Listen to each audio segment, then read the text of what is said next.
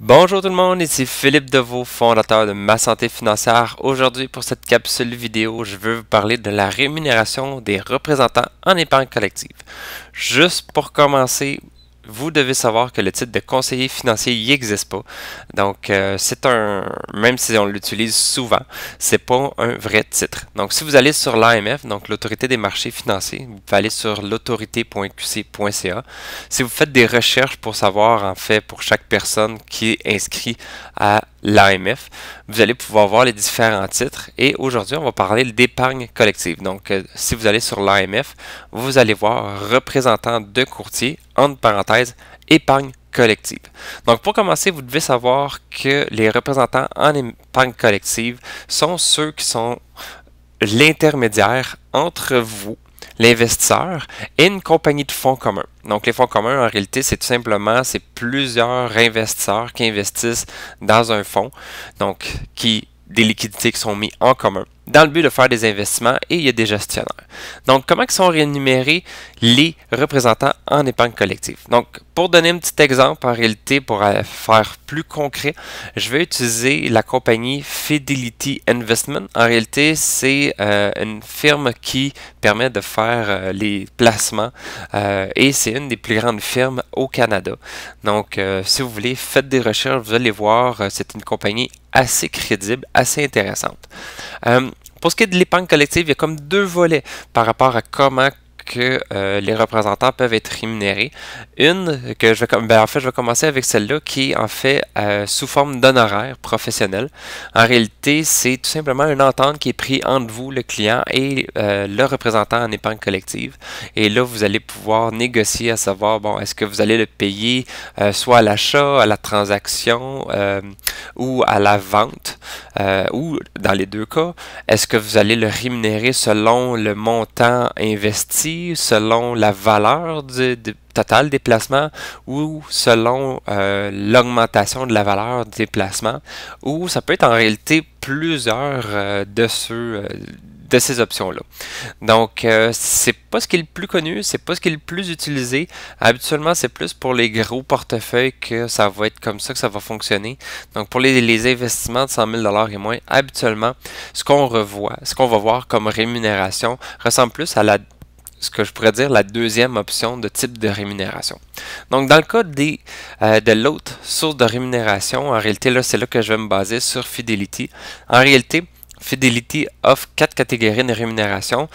Un qui s'appelle frais de souscription initiaux, donc on va dire FSI pour simplifier. Les frais de souscription différés, donc FSD. Les frais de souscription réduits, FSR. Et les frais de souscription réduits 2. Donc, c'est un deuxième type de frais de souscription réduit. Donc, ça va être FSR 2.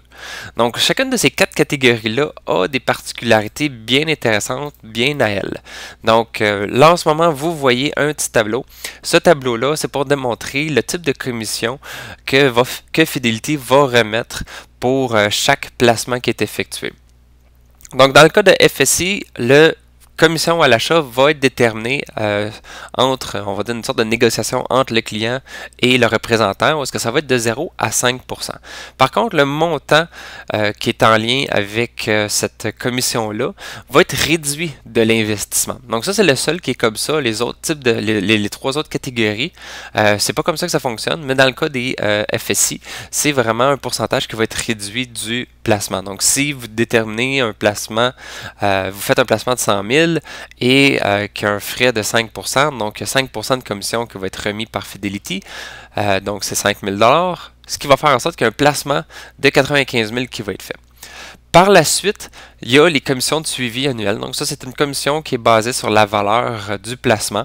Et ça va être en réalité 1/12 de 1 % qui va être versé à tous les mois. Dans le cas des FSD, donc les frais de souscription différés, c'est 4,9 % de commission à l'achat avec une commission de suivi annuelle de 0,5 % pendant une certaine période donnée, que je vais vous parler dans le prochain graphique. Donc, ça va être à hauteur de 1/12 de 0,5 %. Dans le cas des frais de souscription réduits, c'est 1 % de commission à l'achat ainsi qu'une commission de suivi de 1 % pour quelques années. Ensuite, il y a les frais de souscription réduits 2, donc c'est 2,5% de commission à l'achat, ainsi qu'une commission de suivi annuelle de 0,5%, encore une fois pour quelques années. Et en fait, ça va être encore une fois comme les autres, un douzième de 0,5%.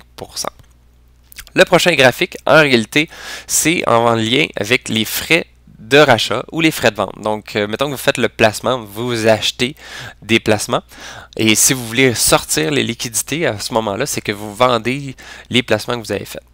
Donc, ou vous les rachetez. Donc, il y a plusieurs mots qu'on utilise, c'est soit rachat ou vente.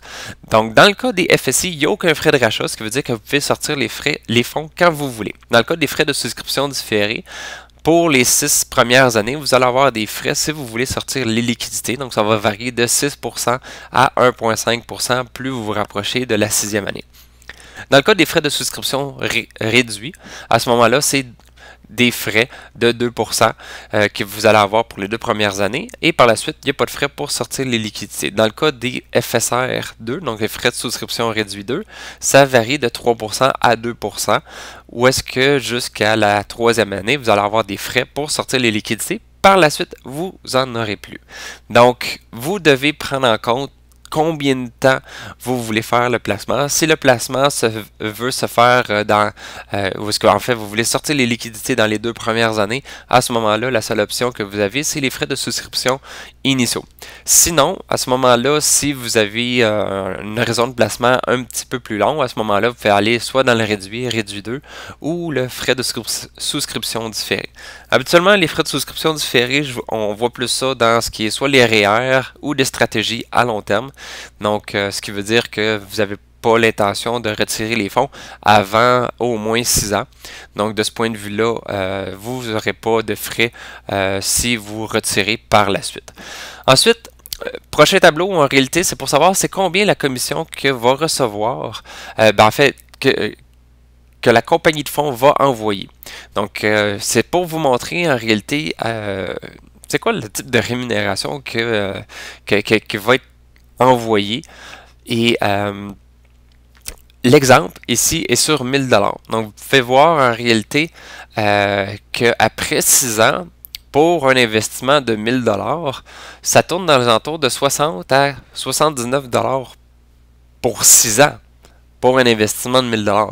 Donc, vous comprenez que c'est vraiment pas énorme. Donc, vous allez voir, sur 6 ans, probablement que vous allez dû rencontrer votre représentant à plusieurs reprises. Donc, si c'est juste un investissement de 1000 $, c'est votre représentant qui perd de l'argent pour vous avoir comme client.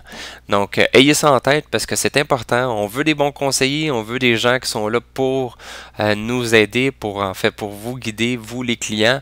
Donc, ayez en tête que si vous voulez avoir un bon représentant qui va vous soutenir, vous guider, vous conseiller, ayez en tête que souvent les commissions qu'ils vont recevoir ne sont pas énormes. Donc, pour ce qui est de l'épargne collective, on s'entend qu'il y a d'autres domaines.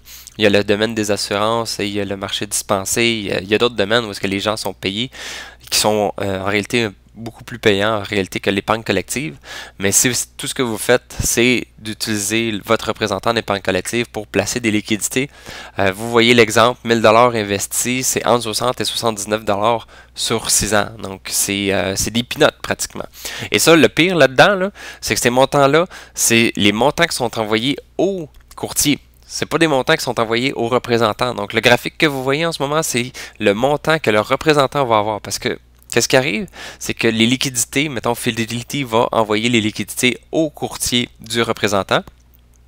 Et là, le courtier, ben, lui, va transférer un certain montant au représentant. Et là, le montant qui va être transféré, ben, dépendant le courtier, ça va varier de 50% à 90% de la commission. Donc là, j'ai donné un petit exemple pour du 70%.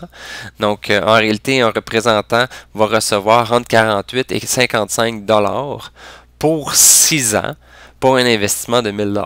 Donc, probablement que juste de vous avoir rencontré, d'avoir pris son temps, de son énergie, de son gaz pour aller vous rencontrer avec la voiture et tout, pour un 1000 $ investi, il perd de l'argent. Donc, pour moi, c'était important de vous parler de ça. Je veux, de un, que vous sachiez comment que le représentant d'épargne collective est payé.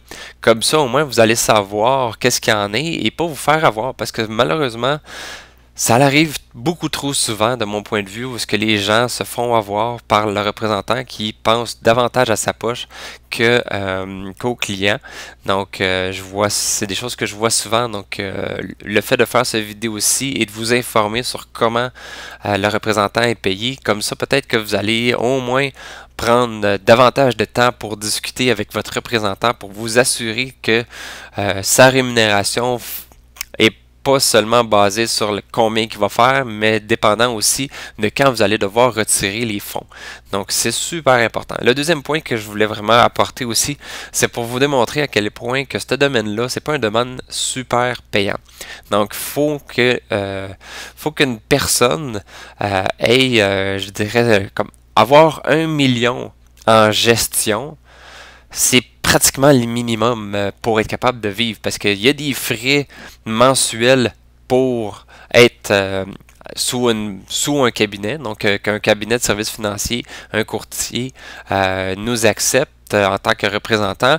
On a des frais mensuels, en plus d'avoir des cotisations à l'AMF, la Chambre de sécurité financière, et donc il y a des permis qu'on doit avoir qui nécessitent des frais annuels. Donc, quelqu'un qui a un représentant qui a moins d'1 million en actifs sous gestion, sérieusement, il est sous le seuil de la pauvreté. Donc, si votre but c'est juste de faire des petits investissements de 25$ par semaine, attendez-vous pas d'avoir le gros tapis rouge et d'avoir les meilleurs conseils et les meilleures structures en place pour vous, parce que le représentant va perdre de l'argent et son temps avec vous. C'est peut-être dur à entendre, c'est peut-être plate à entendre, mais c'est la réalité. Donc, c'est tout face à cette vidéo-ci. Si vous avez des questions, si vous avez des interrogations, des points que vous aimeriez apporter, que vous aimeriez discuter, gênez-vous pas, vous pouvez me contacter, ça va me faire plaisir. Et aussi, suivez ma santé financière, rajoutez dans vos chaînes que vous suivez sur YouTube ma santé financière pour avoir d'autres capsules en lien avec l'enrichissement. Donc, je vous souhaite une bonne fin de journée.